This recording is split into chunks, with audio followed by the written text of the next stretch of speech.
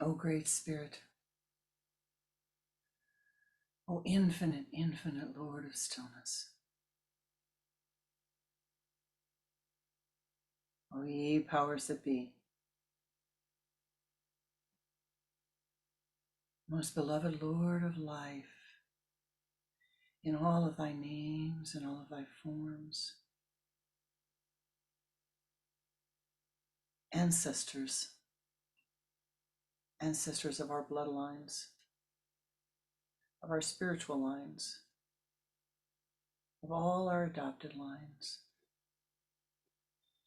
the lines of friendship, the lines of family, the lines of companionship.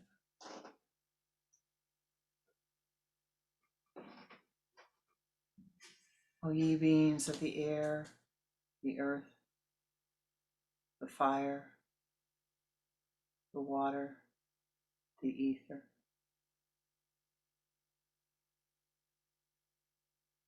namaste. O infinite, infinite Lord of stillness, fill us with thy presence.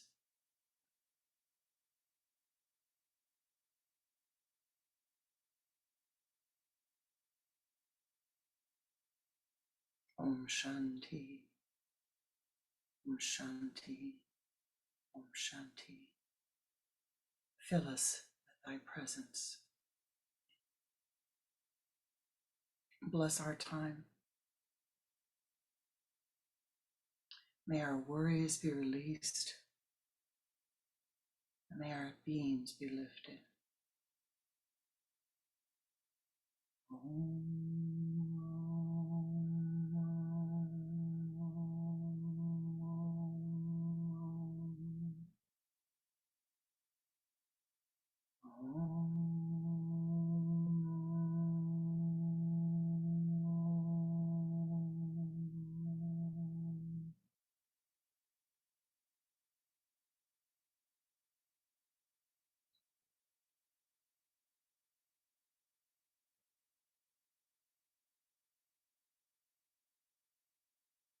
Focus your attention at the point between your eyes at the sun center.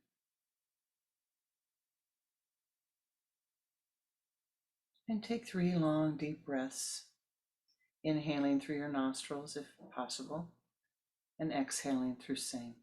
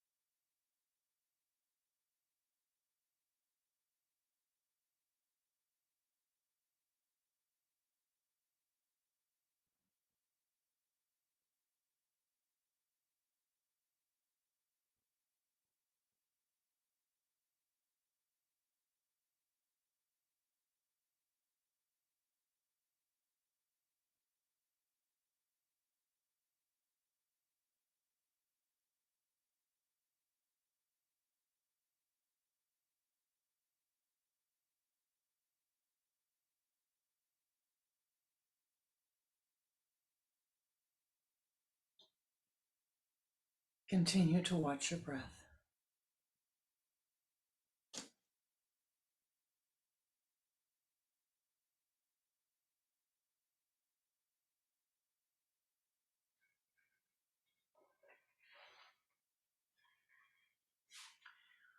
Taking your fingers, turning the hands and the fingers towards the chest, and lightly tap the chest by the heart and silently say, joy, joy, joy, joy, joy, joy, joy, joy, joy, joy, joy, joy.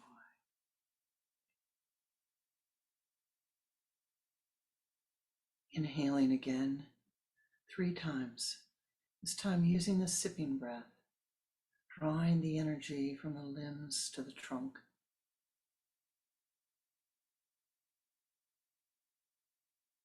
From the trunk to the spine.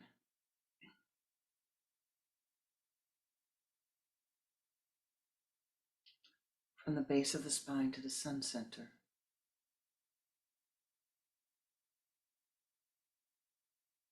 And now take your hands and lift them up to the sun center.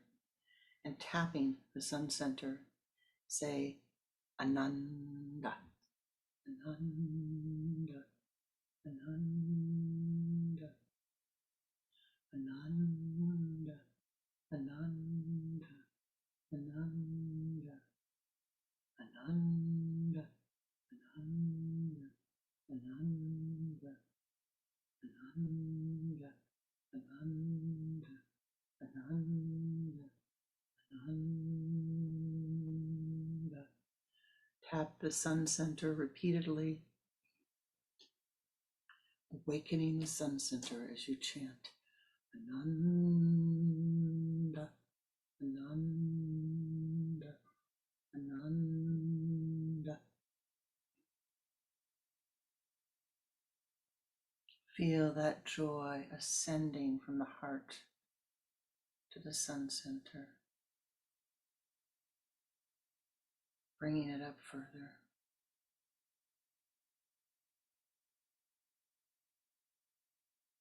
Ananda, Ananda, Ananda. Feel the joy merging into the Ananda. Ananda, Ananda, Ananda. And feel it radiating forth, spilling up above the Ajna chakra, up to the very top of the 1,000-petal lotus, and spilling down upon every cell of your being. The bliss of life. Ananda, the golden dewdrops. Ananda, Ananda, Ananda, Ananda, Ananda.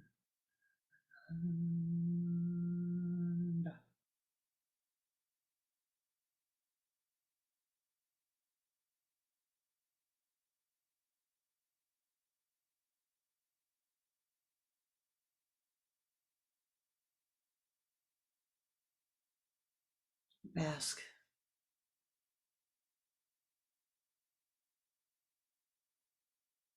in the bliss, Ananda.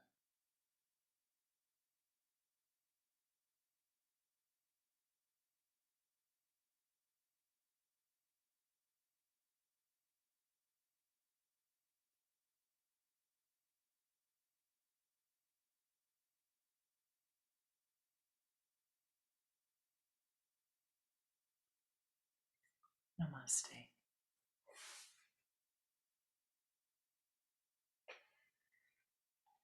Namaste. Welcome. Welcome to my heart. Welcome to our Sunday meditation.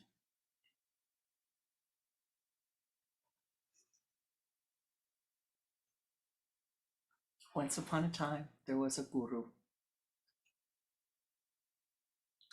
and she had a whole ashram full of disciples.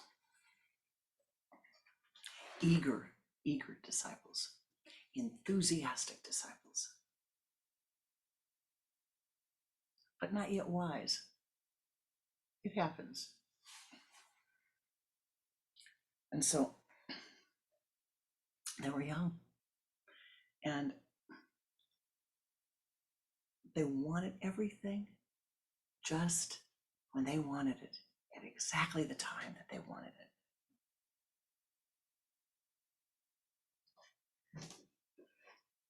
Springtime comes and they plant the rows of food. But they don't pay any attention to whether they have to water. They don't pay any attention to the order that they're planting in. They just plant.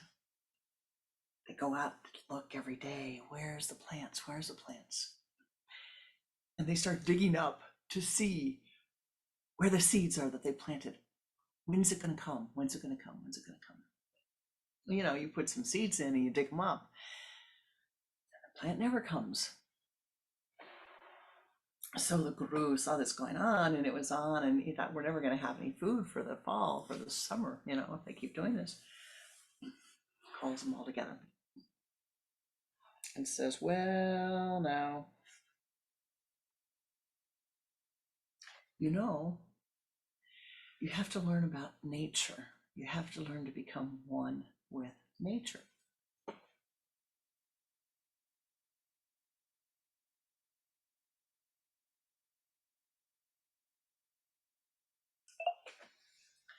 And he has them bring some seeds over. He has them build a fire. Excuse me.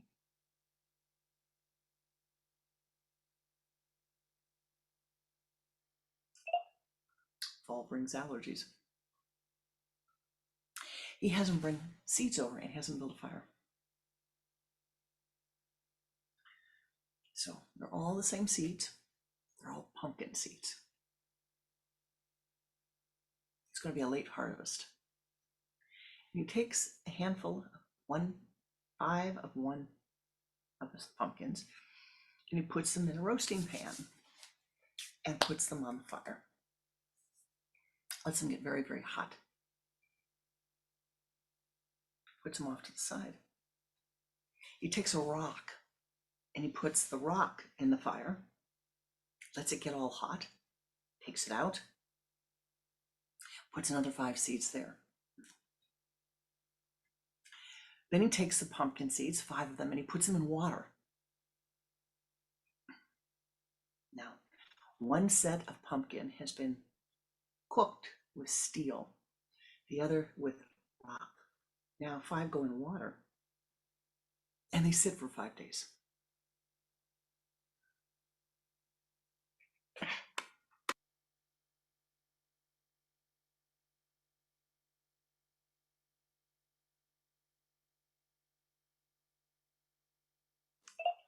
Now what happens?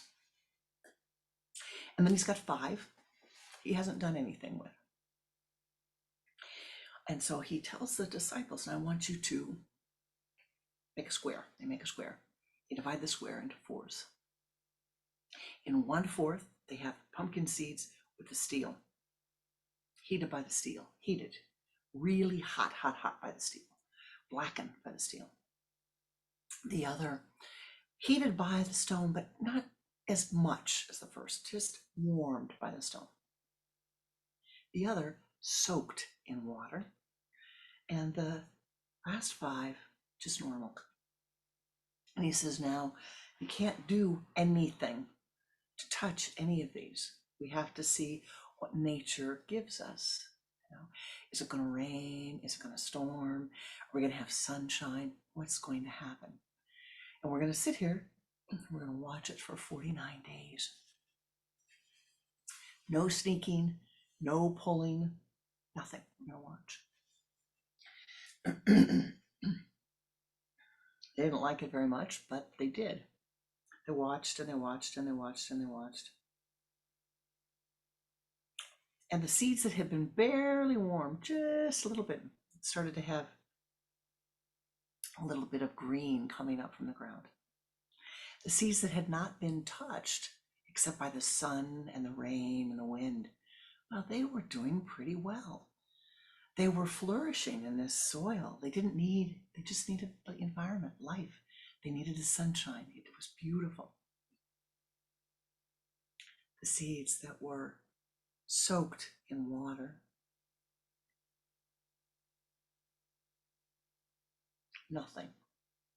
Kind of, the ground began to smell moldy and icky. So, what happened? What did the guru say? He calls them all in at the end of the 49 days and says, now, look, what do you see? And the one looked at the water and said, well, nothing happens. It's got a bad smell to it, but nothing has grown, nothing's happened. Ah, yes. That is the water of emotionality that filled those 5 seeds. You soaked them. You soaked them. It's just like the emotionality of your mind. Nothing grows from that. It begins to get a bad odor to it. But no good pumpkin is going to come from it. Ah, what about the seeds that were soaked in the steel, that were heated in the steel? Shouldn't something come from them? Ah, that's the steel of the anger of your mind. It's the heat of the anger of your mind. No fruit is coming from this. But then we have the seeds that have been just a little bit of heat from the tapas of the spiritual practice. And those, well, they're starting to bloom. They're starting to come through. You could see that the leaves are going to grow big and that there might be a big pumpkin there. And then the other quarter, which was thrown there and just allowed nature to grow. Why, isn't that interesting? That is also very, very, very bountiful and beautiful. Now, what is this? What does it say? What did the Guru say to them? He said, well, now, here, the small seeds that you heated on the stone is your Saturn chakra. Your Saturn chakra, the one that you have to sit on. The Saturn chakra that rules your skin, that rules the foundation of your life, that rules time. You heated it a little bit. You brought a little warmth to it. You do this through your spiritual practice. There's some nice growth that comes from there. But also, here are the beautiful, beautiful seeds that have been planted and allowed to grow and flourish. Be nurtured by life. Be nurtured by the sun, the moon, the rain. They are growing and flourishing.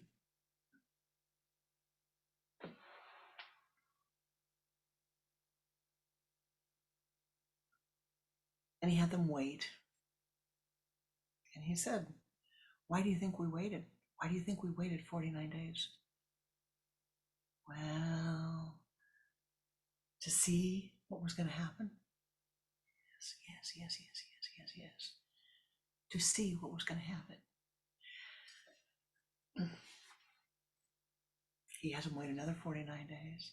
And they go out to the patch. Pumpkins only on the 2 sides. The side with the spiritual discipline. Big, beautiful pumpkin. Big, beautiful pumpkin. They can grow enormous. I saw one last year, 700 pounds. Beautiful. And the one that was growing just by nature alone, why, there were a multitude of pumpkins. But on the side that was filled with the emotionality of the mind, it was still soggy and boggy. And the side that was heated by hatred, nada, nothing at all. Now, the Guru said, what is to be done? Life is change. You are a part of this. You are a part of all of this. You are a part of the sun, the moon, the rain, the grass, the earth.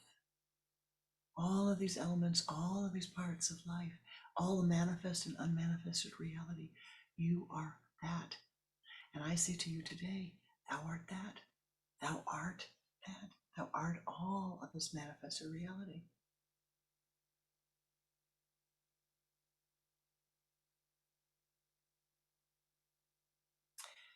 Are you the part that is filled with hatred? Have you filled your life with anger and hatred and opinions and preferences and biases? And thus, nothing flourishes? Or have you soaked your life with emotionality and drowned all of the insight, all of the wisdom? Probably we've all done a little bit of both. Probably we've all done some little act in our life, some part of our consciousness. At least I would say I have. Certainly, balancing an emotional mind has been my spiritual discipline since I walked into my guru's ashram. I'm getting better.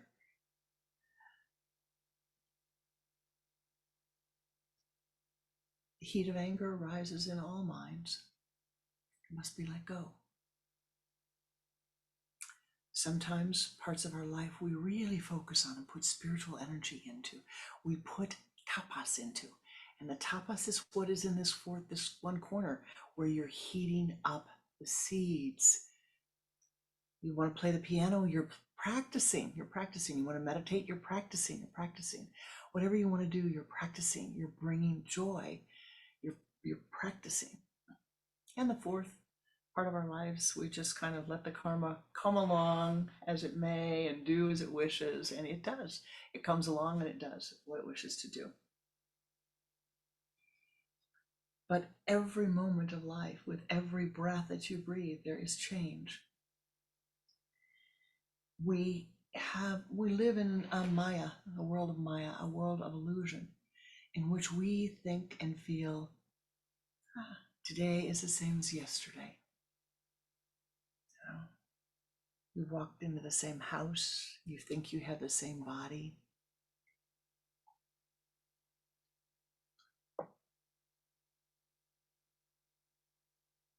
You think you're breathing the same air.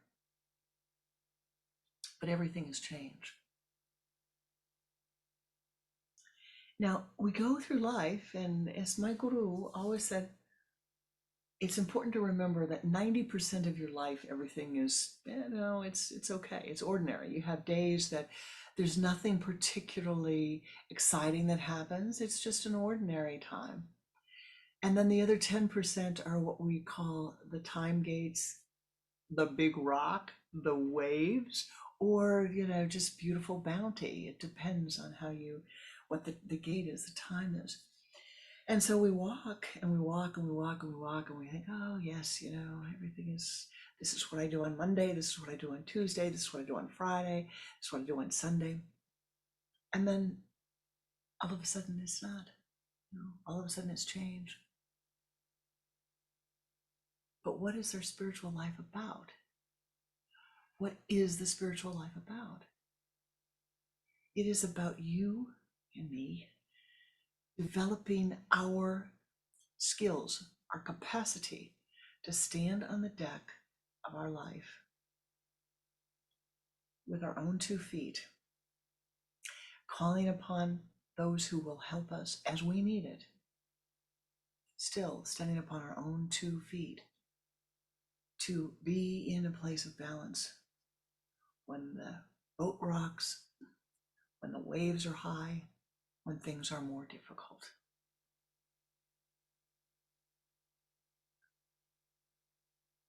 This is a necessity.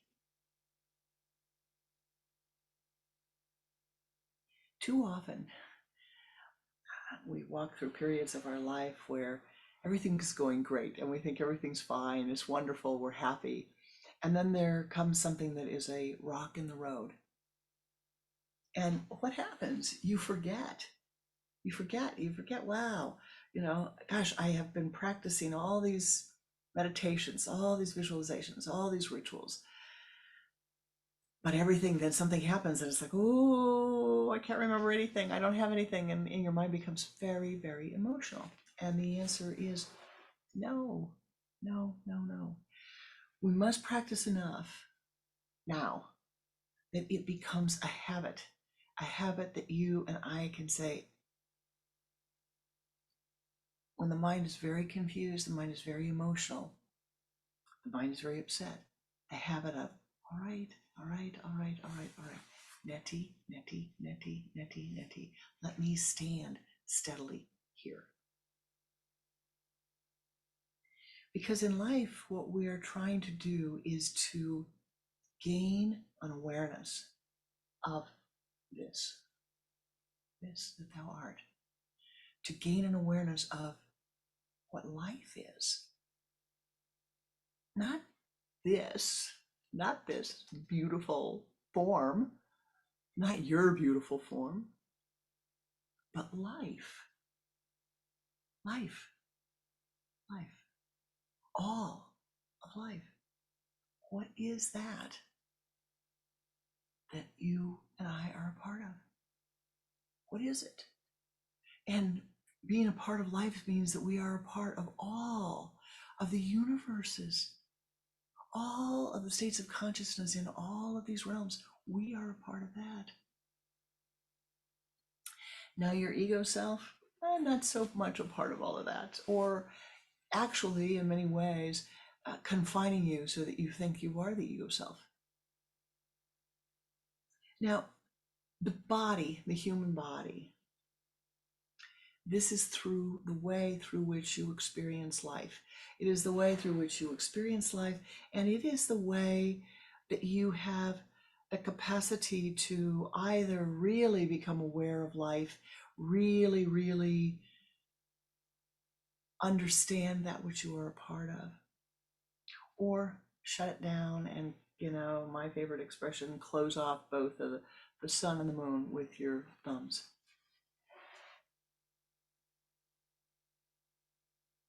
It means you have to take care of the body. You have to take care of the body. Have to get enough sleep. Have to eat the right kind of food. And that is becoming more and more important today, to make sure that the food you eat is healthy for you, that the water you drink is healthy for you, that the air that you breathe is healthy for you. Very clearly, we are living in a time where we are having the water supply is not always so healthy. The food supply is not always so healthy. And so it necessitates you studying, me studying each for ourselves, what is the best way to nurture the body. I met a man a number of years ago, a father of a man, all right, just a man. And I knew his wife, and she was lovely, just lovely. And I really liked this man.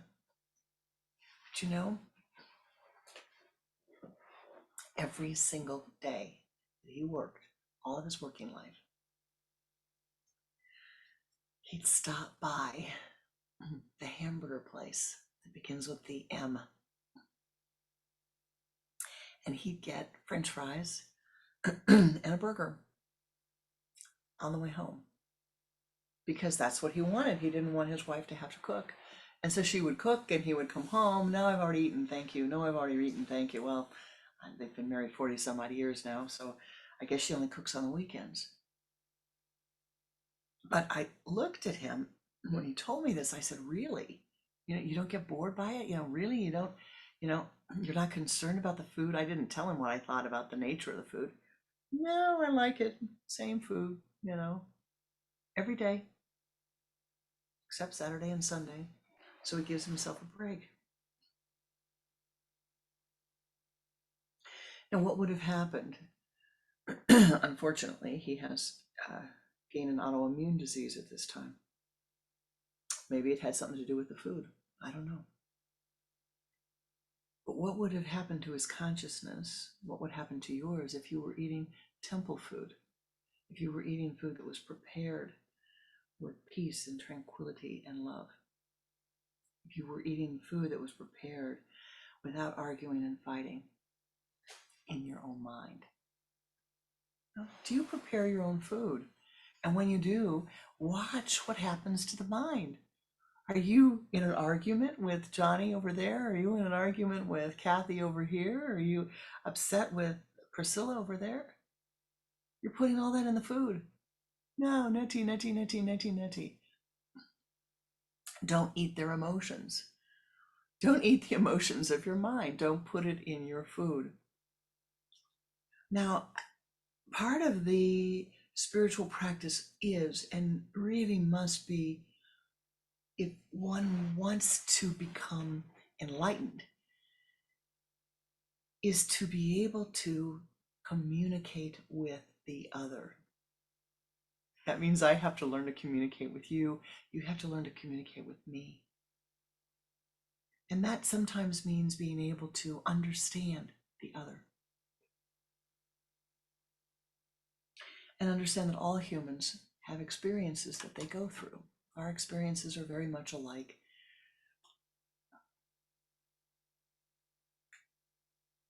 When I first came to sit at the feet of my guru, he would say, just be happy. Be happy. Just be happy. And as you've heard me say sometimes, one afternoon he was just saying, it was a Sunday afternoon like this, and he was doing the new meditation. And once again, he was saying, be happy. Be happy. Just be happy. He took another breath and he said, be happy. Just be happy. Be happy.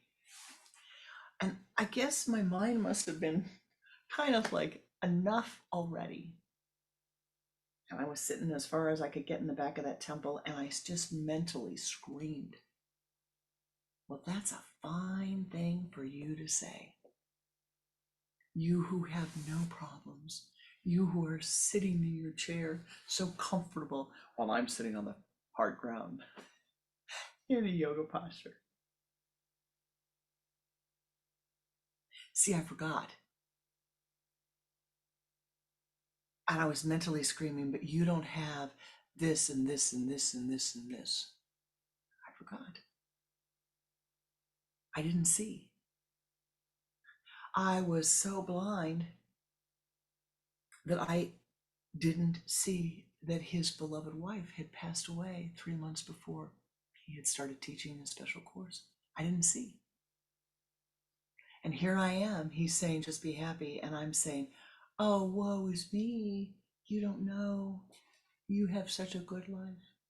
And he did have a good life. And he was happy.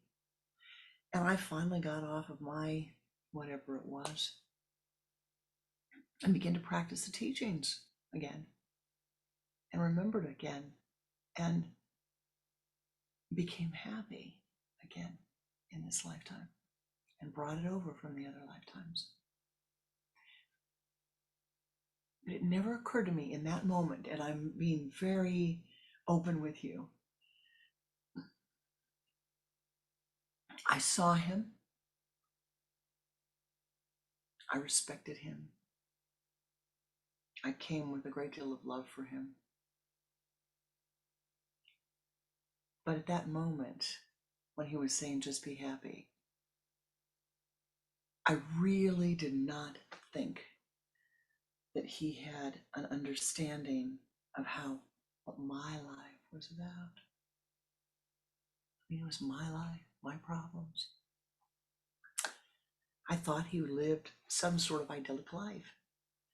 And so it is necessary for us to stop and say, when we see the others, oh, if I've had this problem, they probably have too. If this has occurred for me, it's probably occurred for them too. Thus, maybe I should step aside. Maybe I should step back and think, oh, how do I see what their life is about? Because if you are on the ship and you're trying to understand life, you have to be able to communicate and to understand the others. You're not here alone. All of your good karma, your oodles and scoops of good karma comes through the others.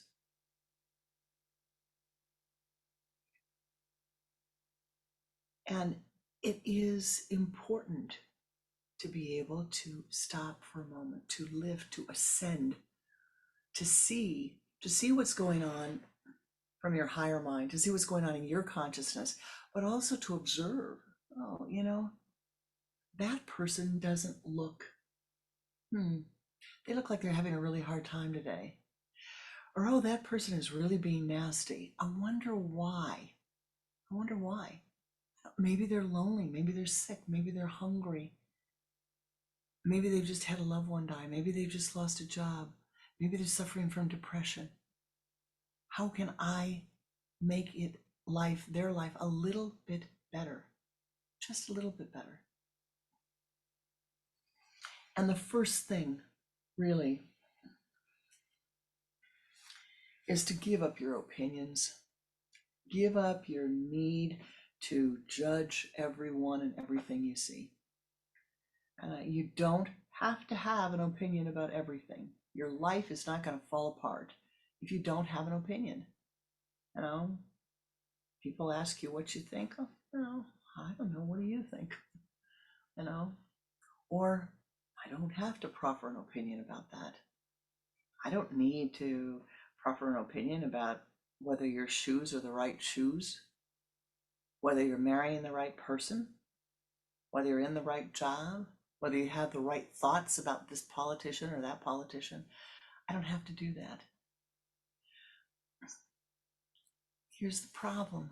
Oh, my beloved, it's the problem. It's the problem. The world that you live in, the world I live in, the world we live in, everybody thinks you have to have an opinion. And then your opinion, if you have one, why, it has to be the right one.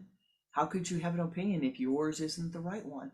And all that does is set up, boom, boom, boom, boom, boom. Now, I know, being passive, you'll make people crazy. They want you to make a decision about things.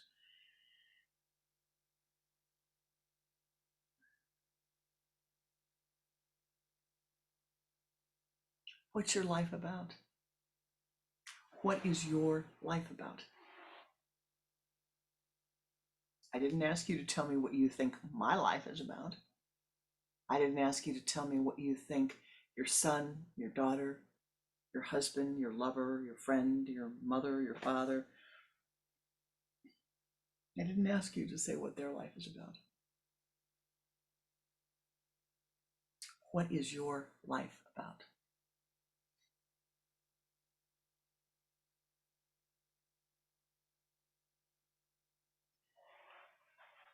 If your life is about your enlightenment, the only way we can see the light, the only way one can see life as it is to ascend upwards. You can't go from the same place. You can't go with the same blinders. You can't go with the same blinders. You have to lift up, you have to ascend to see.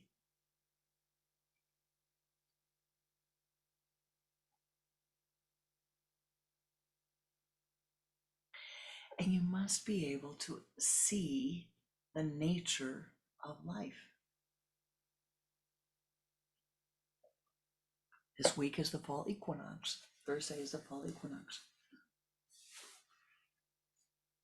It's not the time to plant the seeds of tomatoes or zucchini outside, at least in this part of the country, this part of the world, it's not. It's the time to harvest the pumpkins, harvest the corn harvest is almost over. The winter squashes, they're being harvested now. It's time to begin to prepare for the next season of our lives. What are you doing now to prepare for the next season of your life? And I really mean, look at your life and say, well, this area could use a little help here. This area could use a little help there. And what are the consequences of what you're doing? See, we too often have this idea that we can live our lives the way we want to, exactly the way we want to, without any regard for anybody else or what they will be left to do, how they will be left to clean up your actions. As some of you know, we have had one of the elders in my family has transitioned. And bless her.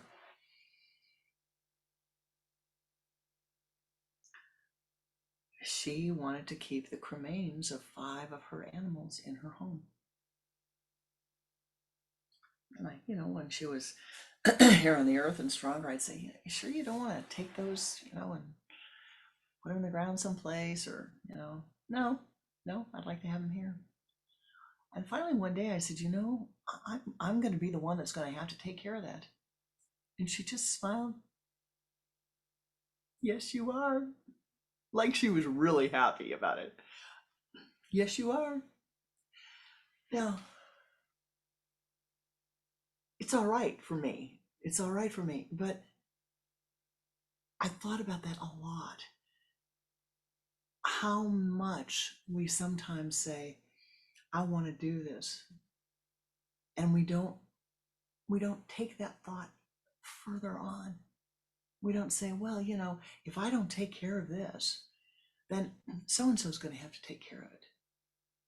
If I don't take care of it, somebody is going to have to clean it up.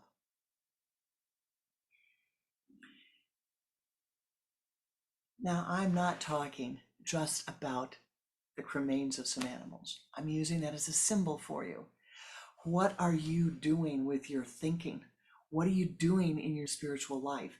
What are you creating with your biases and your prejudices and your opinions that someone is going to have to clean up? Because you, in your thinking, may have hurt others. You, in your thinking or the careless words you've said, have the possibility of having hurt others without even knowing it. And you're good. You're a good soul. You're not a bad guy. You're a good guy.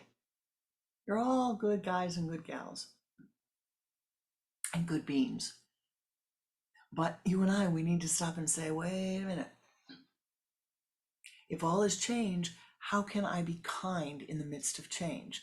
How can I be kind in the midst of difficulties? How can I be wise? How can I speak more wisely? What do I need to do now so that I have the skills when the time comes that I will be able to do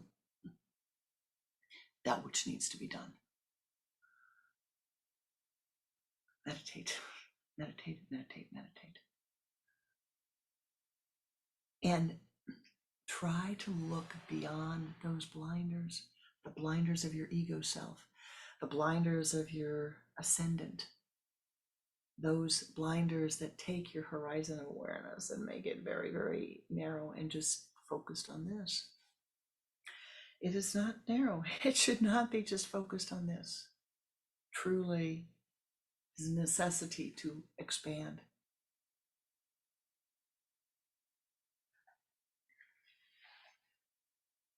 So what have I said, really? What have I tried to say before we go into our meditation? What I've tried to say is like the guru, there's the emotionality of the mind will drown all the seeds that you plant. All the seeds of all the goodness that you plant can be drowned by the emotionality of your mind. Hatred is one of the strongest emotions. The heat of the hatred can burn all the seeds of goodness that you have planted in your life. You need the spiritual energy. You need the spiritual energy. Apply it, apply it, apply it, apply it, apply it every day. Let go of those feelings of anger. Let go of those feelings of hurt. Let go of your need to opine upon everything. Watch the thoughts that rise in your mind. You will be pleasantly shocked. You're walking for a walk in the woods and you can, oh gosh, there's a puffball. I wonder what that's doing here. My mind is becomes irritated when I go for a walk in the arboretum. I love the arboretum. I just love it, love it, love it, love it. But recently, people have had a habit of all the benches that you can sit on. People take little rocks and they write sayings on the benches. They write sayings all through the arboretum. And one time, I'm embarrassed to tell you, a few months ago, I took the leaves that they had written the saying because I wanted to sit down, and I just dissolved it all away. Now, I must not be the only one, because I know there are other people in the Arboretum that kind of dissolve these things away. And I don't want to have an opinion about it. I really don't. I don't want my mind to become upset about it. And so I've had to make it a spiritual sadhana. I said to my husband, okay, I give it a try to not be irritated by the act of putting your own imprint upon nature. For that's how I saw it. That's how I was seeing it. That someone could not accept this beauty as it was, but had to add to it with their voice, to somehow leave their own opinion, prejudice, words, whatever, upon the nature itself.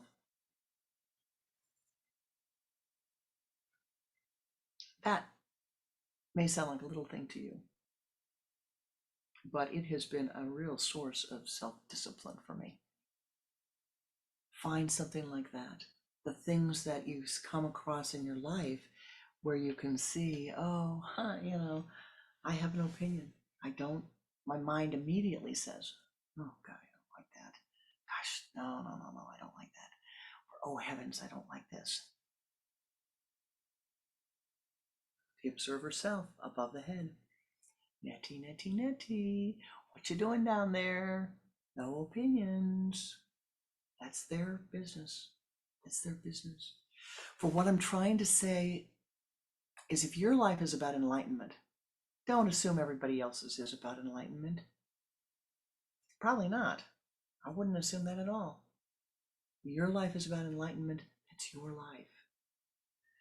Look at your life the way it is and allow that primary goal or value that you have be what you feed.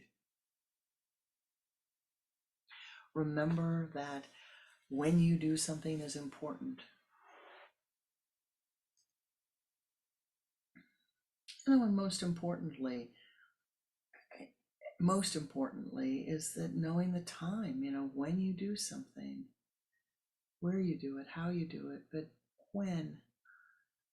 You cannot plant a seed in the ground, in frozen ground in the middle of December, and think that 7 days later you're going to have flowers popping up. Life doesn't work like that.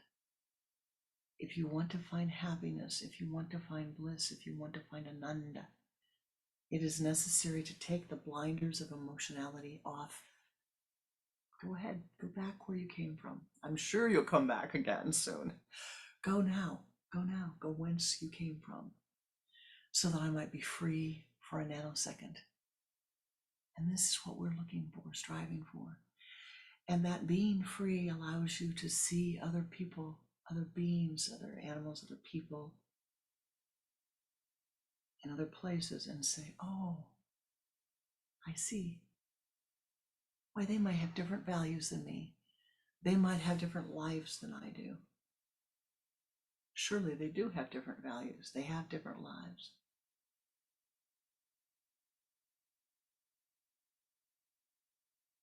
Let me try to understand them. And let me try to understand how I can best communicate with them. And be blessed as you are doing so. Be blessed, be blessed.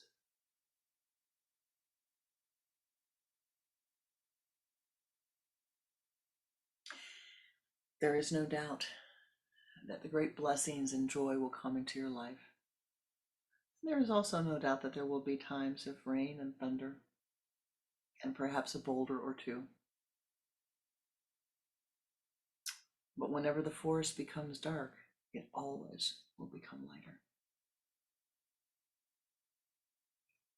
Now, when you have the time, now is the time to practice. Now is the time to seek out your illumination. Now, at this moment. So let us join in a meditation. I thank you for your blessings. Thank you for the blessing of your presence. Our time together, for me, is spiritually vivifying, very much so. I hope it is for you.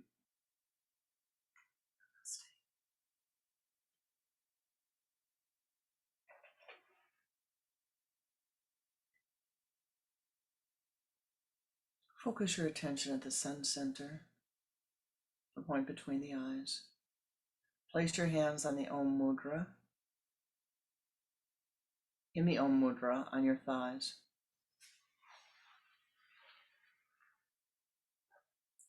Turning your head to the left with a double exhalation.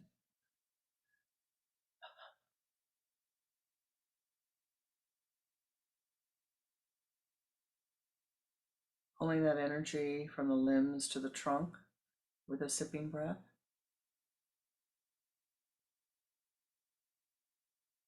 From the trunk to the spinal column.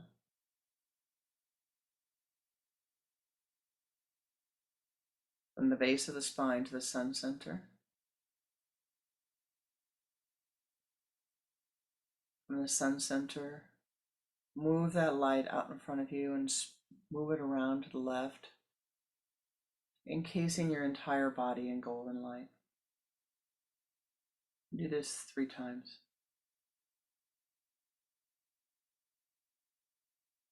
Expand that golden light. And now ascend upward as high as you are able. Ascend to the high place.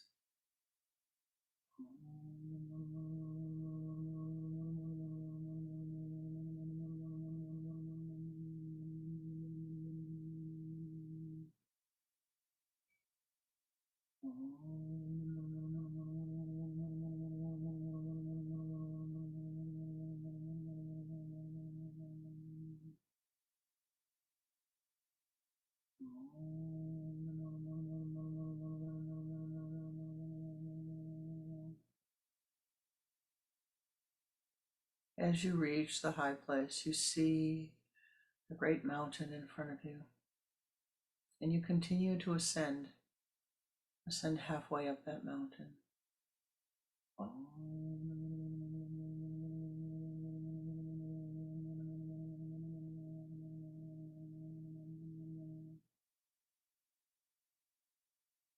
And as you ascend, you find a resting place in front of a waterfall, a clear waterfall of light coming from the top of the mountain.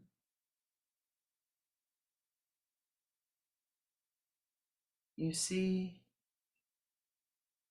that in this waterfall, in this sacred space,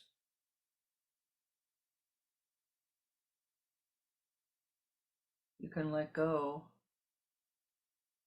of your opinions, your biases, your prejudices for just a moment.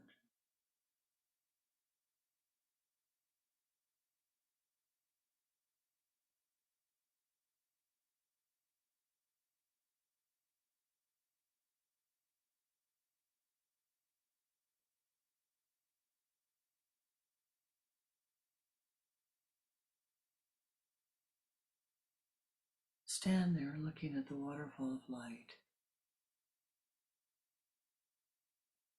and ask yourself, are you willing to let go for just a nanosecond?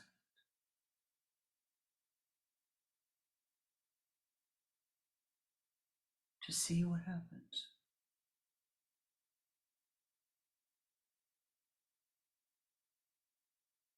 Step forth into the light.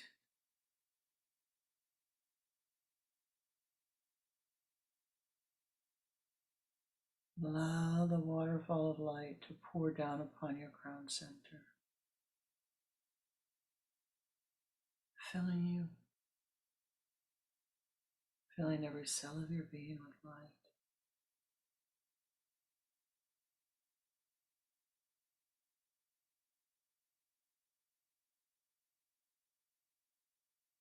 Let go.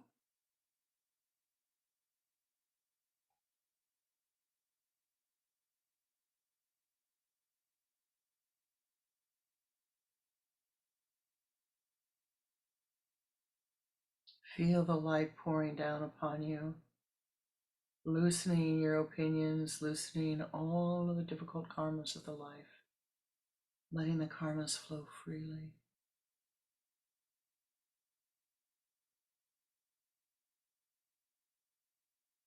all of the karmas being released, all the confinement being released.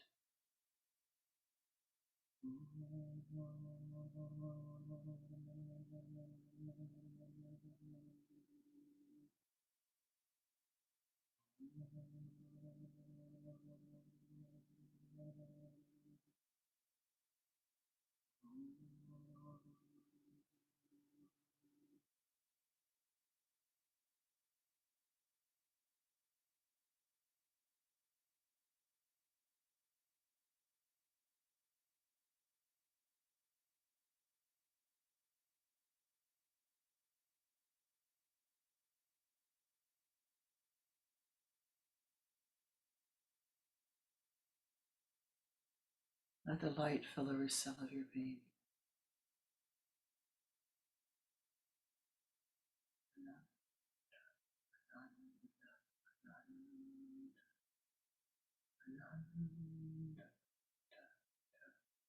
The golden dewdrops filling every cell of your being.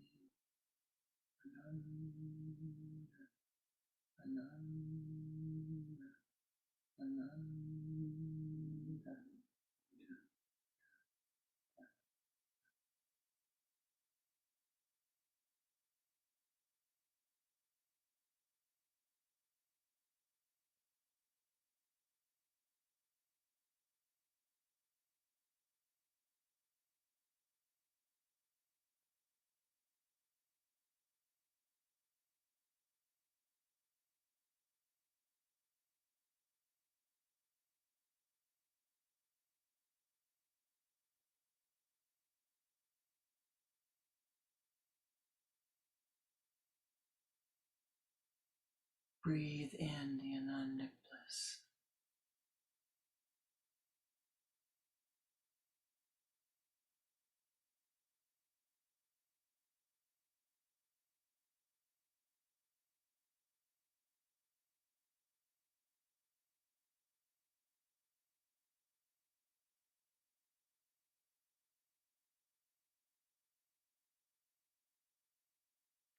Walk forth in the waterfall of light.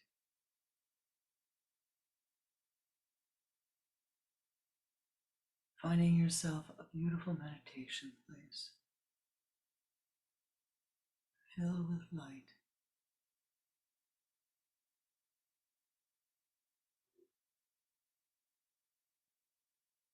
Focus your attention on the light within and radiate forth, silently chanting or muttering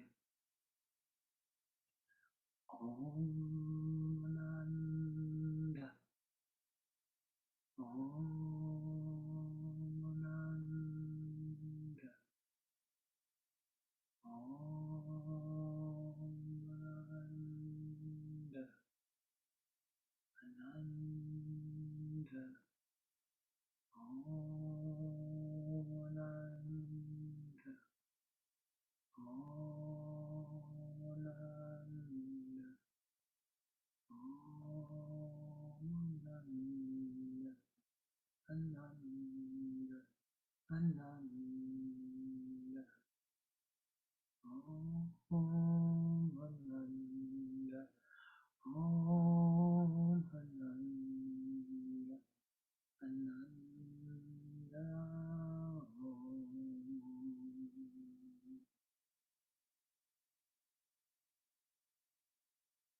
Let the golden light of Ananda, the golden light of Om, radiate forth from every cell of thy being.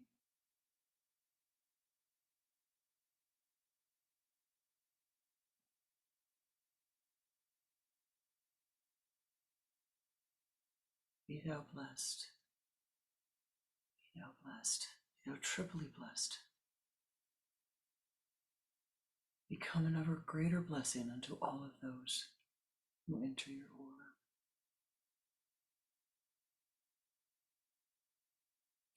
And let us conclude our meditation with offering our blessings to those in need.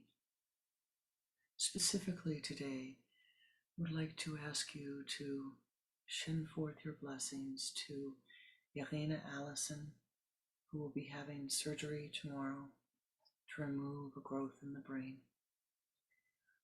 Let us chant Om Shanti and radiate forth the bliss that she might be healed, that all of her caregivers have all that they need.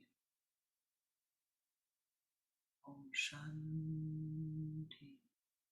Shanti, Shanti. Om Shanti, Shanti, Shanti. For Elena's husband Lorne and her daughters Sophie and Ava, that they too might have what they need, the strength, the courage to walk with her this part of her journey.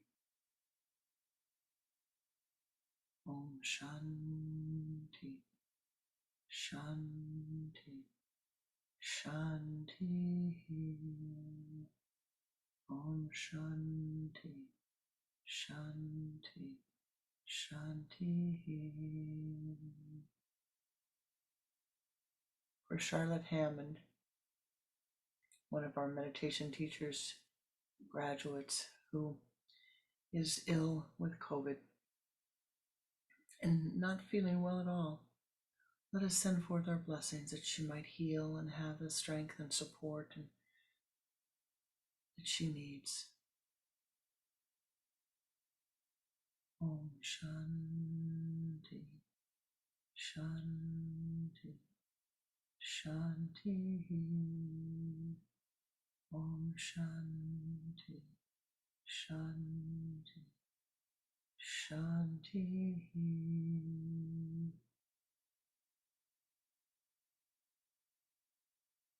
And for all of those who are also suffering from any disease,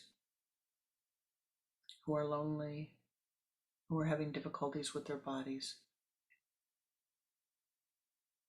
let us send forth Shanti. Om Shanti, Shanti, Shanti. Om Shanti, Shanti, Shanti.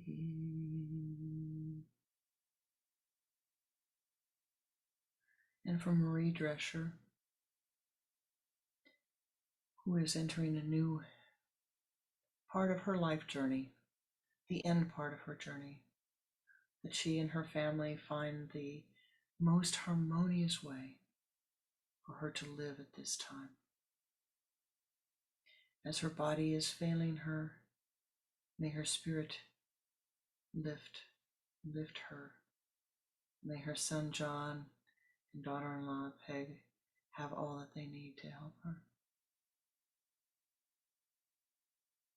Om Shanti, Shanti, Shanti. Om Shanti, Shanti, Shanti. And now for any personal prayer that you have, we will send Shanti. Hold the prayer in your mind's eye.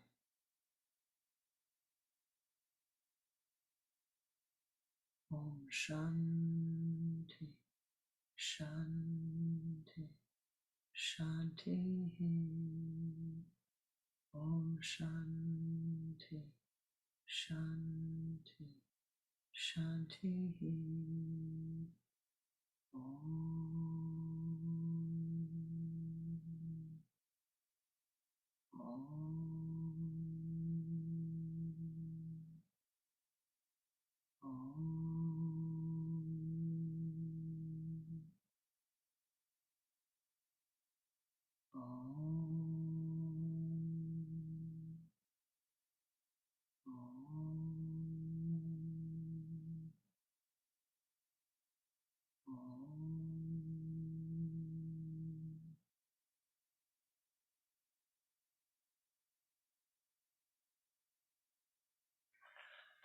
Namaste.